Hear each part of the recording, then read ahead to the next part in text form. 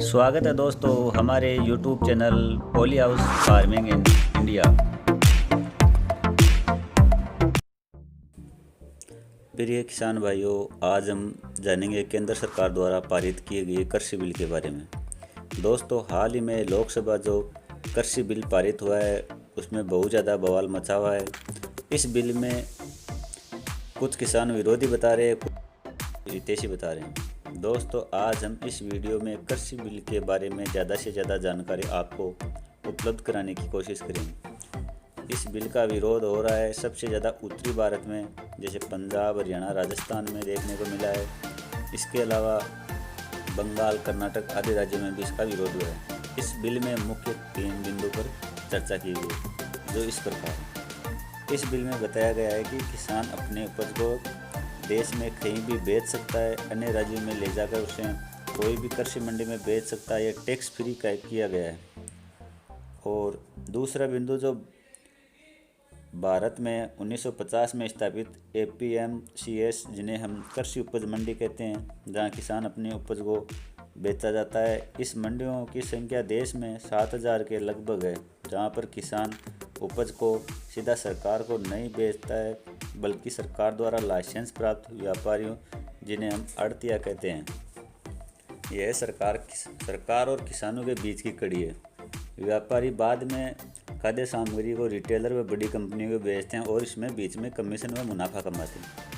इस प्रकार जो भी कंपनी या कोई भी व्यवसाय या बड़ा व्यवसाय जो कृषि उद्योग पर आधारित है या अनाज या खाद्य सामग्री पर आधारित है, वह पूरा सामान आड़ती से खरीदता है। अब इसमें बदलाव किया गया है। जो भी किसान के पास उत्पादन होगा वह कोई भी बड़ी कंपनी या रिटेलर सीधा किसान से खरीदेगा और बीच में आड़तिया का कोई लेना देना नहीं होगा। जैसे मान लीजिए कि गेहूं का MSP का मतलब होता है न्यूनतम समर्थन मूल्य, जो कि एक सरकार तय करती है, जिसे आमतौर पर सरकारी रेट बोलते हैं। मान लीजिए पिछले साल 1925 रुपये था और अब 2000 रुपये हैं। आड़तियों को आप बेचोगे तो वह बोली लगाएगा 1800 या 1900 रुपये में। तो हम किसान भाइयों को मंडी में ले जाने के बाद में उसे बेचना पड़ता था। लेकिन अब जैसे कोई कंपनी किसान को अनाज का 2200 या 2400 रुपये भाव मिलता है, तो फ़ायदा सीधे किसान को होगा और इसमें आड़त भी नहीं लगेगी। प्राइवेट मंडी है, इसमें ये टैक्स फ्री है, इसमें कोई आड़त नहीं लगेगी। लेकिन जो छोटे किसान हैं उनको लगता है कि यह बिल उनके विरोध में है, उनको नुकसान होने वाला है। अब देखिए नुकसान कैसे होने वाला है, आप खुद समझिए।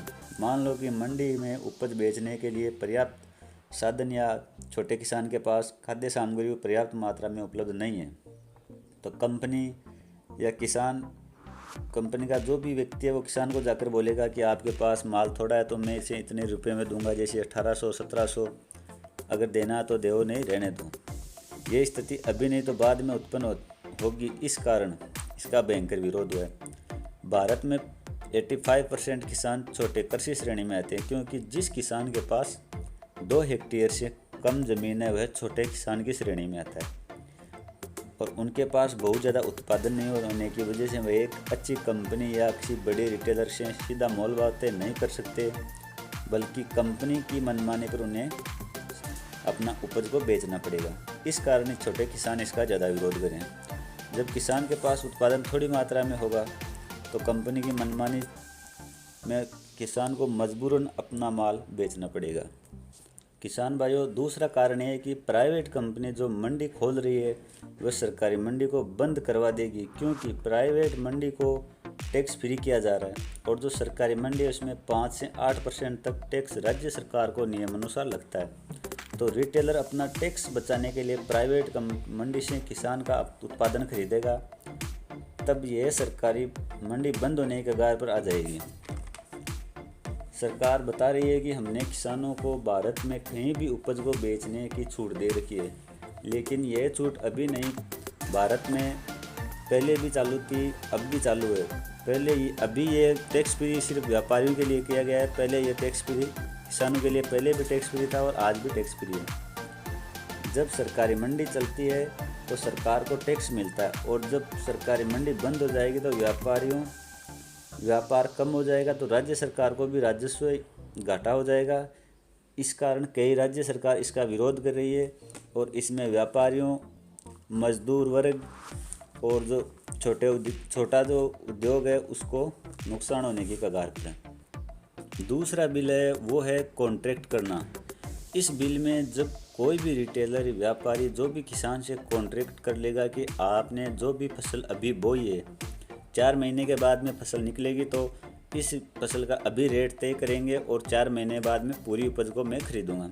जैसे मान लीजिए एग्जाम्पल के लिए कि अभी आपने गेहूँ बोया और 2300 रुपये में कोई कंपनी या रिटेलर ने आपसे कॉन्ट्रैक्ट कर लिया है और वो कॉन्ट्रैक्ट आपका पूरा गेहूँ वही कंपनी खरीदेगी। अब इसमें किसान को फ़ायदा ये है कि अगर 2300 रुपये में किसान का पूरा कॉन्ट्रैक्ट हो गया, उत्पादन ज़्यादा हो गया, भाव गिर गए तो भी किसान को 2300 रुपये ही मिलेंगे। आजकल बाज़ार में बड़े बड़े रिटेलर या सब्जी की दुकानें जो सीधा किसानों से खरीद कर बाज़ार में बेचेगी और कॉन्ट्रैक्ट शुरू से अंत तक चलेगा।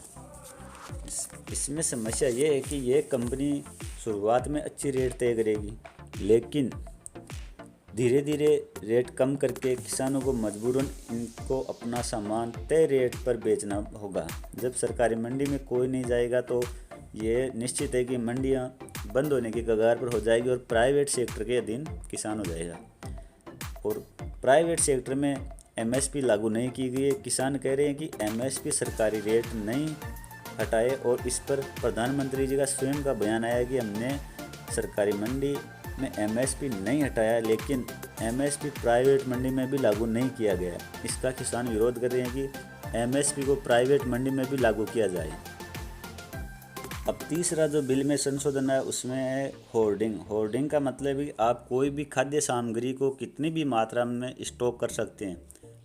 इतने दिन केंद्र सरकार व राज्य सरकार का था कि खाद्य सामग्री को आप पर्याप्त मात्रा में ही स्टॉक कर सकते थे, अधिक ज़्यादा स्टॉक करने पर आपको कानूनी कार्रवाई की जा सकती थी, लेकिन अब इसमें छूट दी गई है।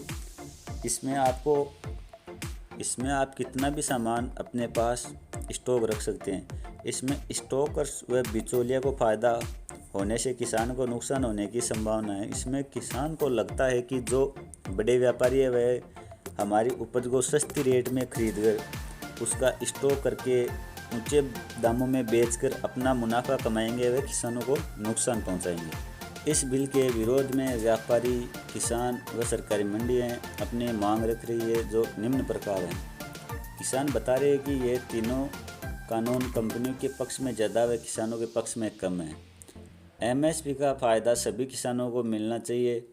सर्वे की रिपोर्ट के अनुसार भारत में 60 से 65% किसानों को ही मिलता है एमएसपी का फ़ायदा। सरकार सभी फसलों का नेट तो सरकारी रेट तय करती है, उनमें मुश्किल से 2 से 5 फसलों का फ़ायदा किसानों को मिलता है।